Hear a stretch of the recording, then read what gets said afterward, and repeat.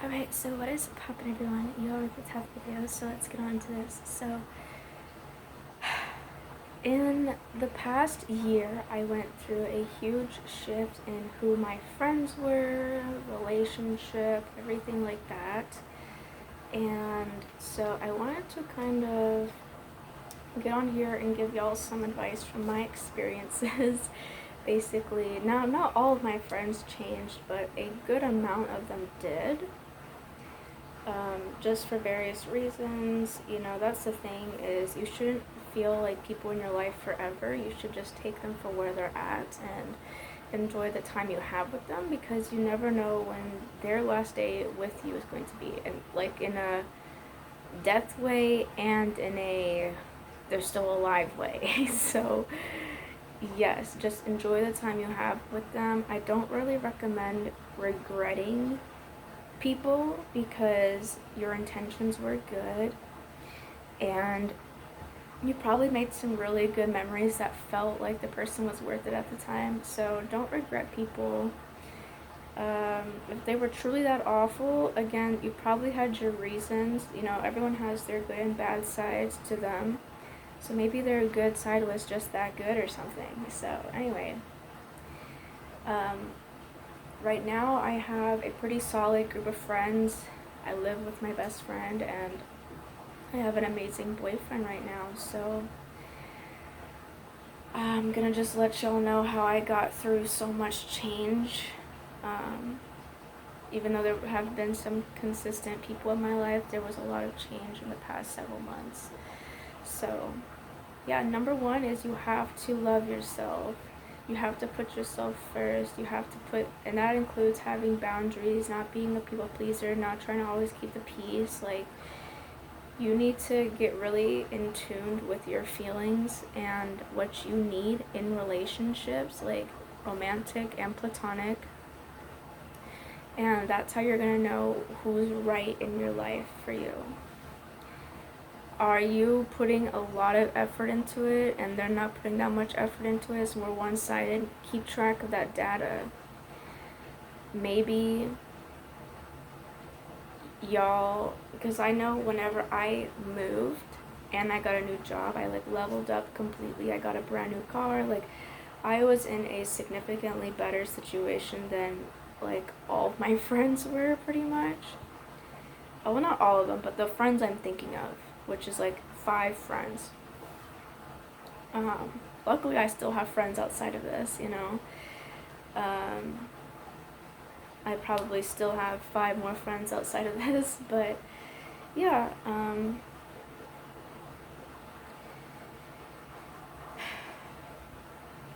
you have to know your boundaries and communicate those. Use those I feel statements. I feel sad. I feel concerned. And if somebody tries to make fun of you for that, get them out immediately. Or if somebody is not respecting your boundaries, get them out immediately. If you have to continue and continue and continue and continue to talk to them about the same boundary, they don't respect your boundaries. Get them out. Now, with that, I will say, are you effectively communicating with them? And I'm not going to tell you how to do that. I want you to do your own research on how to effectively communicate. That's what this right here is about. I struggle with sometimes being very in the moment, and I get upset, and then I start talking in that heightened space. But that's not the most productive or effective way to communicate with others when you're very emotional. Sometimes it's warranted so that they get the message. I'm not playing around. And usually I let that happen when things are too far gone. If things are too far gone, I don't really care at that point how I'm treating you. Now, that's not to say I'm abusive or anything like that at all. What I mean by that is I will let you just hear what I have to say unfiltered. That's the worst version you're gonna get of me. Like, I know the history I have, and that's the worst I get, is I just start talking with no filter, which is usually a very emotional, stemming from a very emotional place. So yeah, effective communication is key for long-term relationships. You know, how long has this person been in your life too? If they're already showing these signs, are they worth it? Because if they've been in your life for less than a year, less than a couple years, chances are they're very replaceable. Like, I'd hate to say that, but it's the truth. Like, sometimes you need to know the outside perspective of these people are not all or nothing. It's not you have them or you have no one. You have them right now, and if you lose them, or whatever better term there is to replace lose them, if y'all don't end up working out, there's always more people out there. There are like 8 billion people in the world. You know what I mean? Like, there's always more people out there. Work on your codependency if you have codependency. Work on your internal family systems if you struggle with that. And if you don't know what these things are, I want you to do your own research. Because I could tell you, but it's not going to give you the same length of information as researching it on your own would. Maybe you need a little bit more help. Go ahead and buy you the DBT workbook. Even if you don't have borderline, I think it's a great workbook. Go ahead and get the ACT attachment and commitment therapy workbook. Again, even if you don't have like an insecure attachment style, go ahead and get that workbook. Go ahead and get the inner child workbook. Again, if you need these like things, like you know you have some internal stuff, these are some workbooks I highly recommend. Same with the radical acceptance book. Highly recommend that. So those are some key books I have found to be incredibly helpful. There's also the Disease to Please book. There's a lot of different books based off of what you think your issues are. Of course, I'm going to recommend therapy, but I know that not everyone has access to therapy, and it takes a very long time to get a really good therapist. Like, I went through like 10 different therapists. That's not to say you should not try, because there is a huge difference between someone who is struggling to find a good therapist but they're still in therapy, and someone who just refuses to even start. Because even if you're like, I can't afford it, there are resources. When I had no insurance, I was still in therapy. When I have the poor people insurance that I'm still on, I still am in therapy. So there's really no excuse unless you're a minor whose parents don't allow you to. Because I was in that situation. There's really nothing you can do if you're in that position. Because I did my research, and the only thing was like to get emancipated, but that was a court decision, you know? That's not my decision. So unless you literally can't, there's no excuses. Like, if you're poor, usually, like, I know I live in a huge city. There are resources if you cannot afford therapy. Like, many resources. You need to talk to people around you. You need to do your research online. If you don't have internet, go to a library, and do your research on the computer there. So, yeah, definitely prioritize your mental health, because that is self-love. That is going to help you tremendously in your relationships as well. Because again, communication is key, but you have to know how you're feeling, and you have to be able to effectively communicate, which means you're being able to communicate while you're calm, cool, and collected. Not when you're super heightened.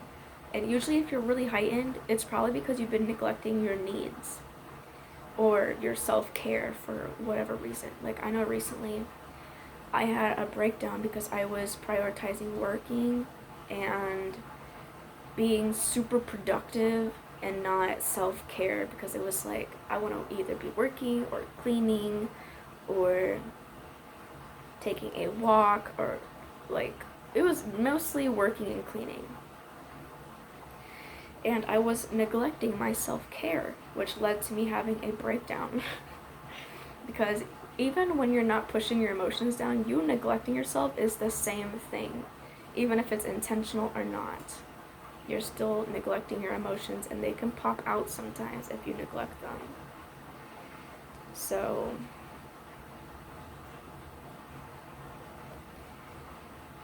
yeah. No matter how lonely you feel, you are deserving of love and attention, and fill in the blank. to make you not feel lonely. Like, you don't deserve that. That is a broad statement. Of course, I don't know who you are. I don't know what your journey has led you to do to other people, but just in a broad sense of things. And when I say that, I'm not talking about your regular stuff. I mean, like, stuff that, like, traumatizes the hell out of people. If that's you, that message was not for you. But most people don't fit into that category from my experience. Now, obviously, you only know somebody so much, so I also say that with a broad statement.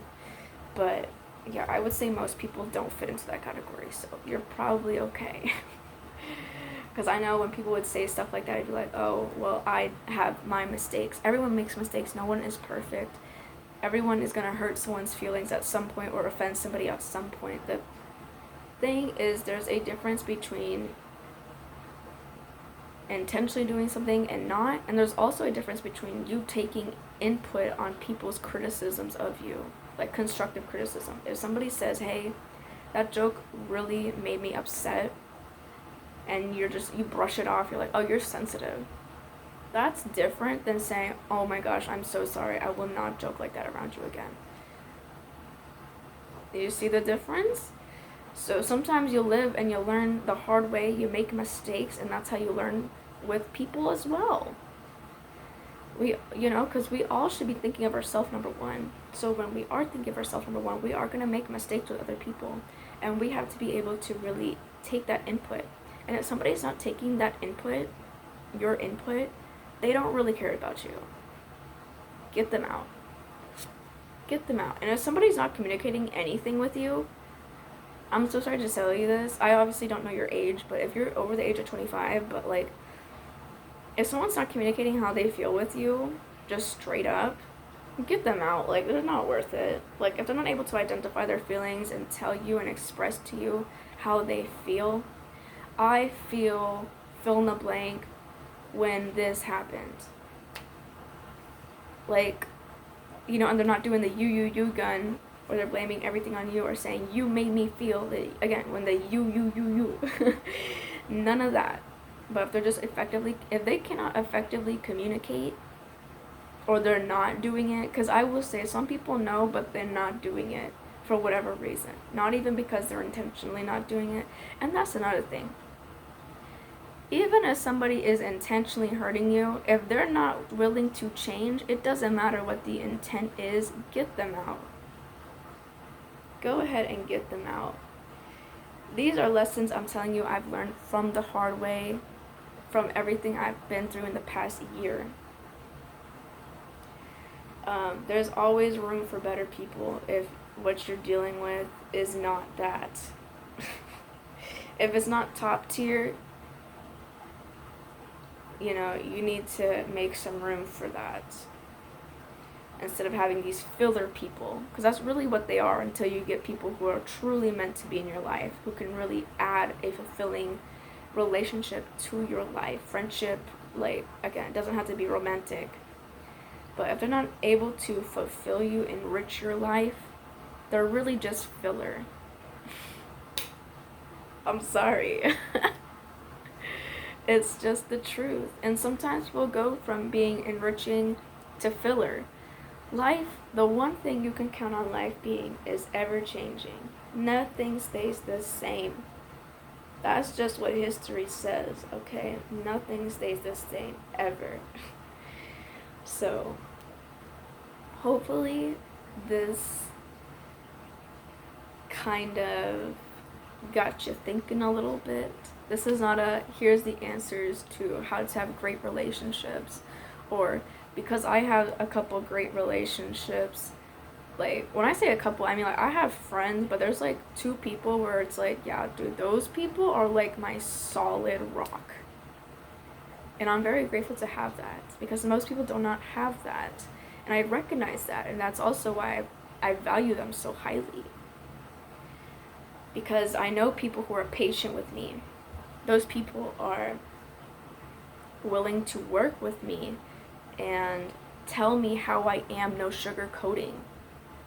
If somebody always sugarcoats how you feel, or to cater to how you feel, that is a red flag. They need to be able to communicate the negative things to you, because if they're not, they're just being a yes man. And what that's not going to enrich your life. It's really not. Someone needs to be able to hold you accountable. That is a true friend, in my opinion. Someone who holds you accountable because they know how great you are and they need you to stay that great. Because they care about you and they know that you care about that.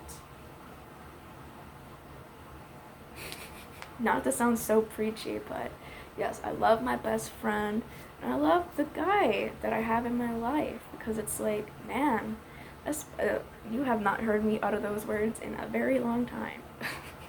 I'm grateful for the man in my life. Are you kidding? But yes, and not my dad, like not the platonic, the romantic man in my life. Yeah.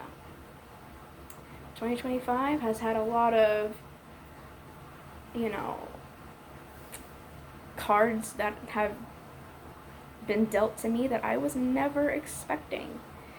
Some good, some bad. Some very good, some very bad. But yes, like, take it from me, who's kind of over the hump of the really bad parts right now. Always stay hopeful that things will get better, because you never know what's going to happen tomorrow. You don't even know what's going to happen the rest of today. Miracles happen every single day. I always hold on to that saying. Miracles happen every single day, because I have been through so many miracles in my life. Me being alive still, despite attempting suicide so many times. I hope that doesn't get demonetized. I'm just kidding. I don't even get money from this, but you know, flagged or whatever. Me attempting several times, me doing very risky behavior for so many moments. A countless amount of risky behavior I've done, and I'm still alive. That, to me, in itself is a miracle. And then there's miracles outside of that as well. So take it from me, miracles happen every single day. You've dealt with a lot of miracles yourself. You just maybe not, you might have missed it because of how fast life goes and just how much life throws at you. But if you really sit down and think about it, you have had a lot of miracles in your life.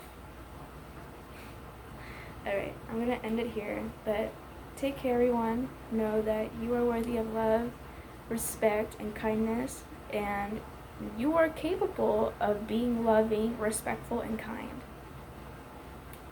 Bye-bye.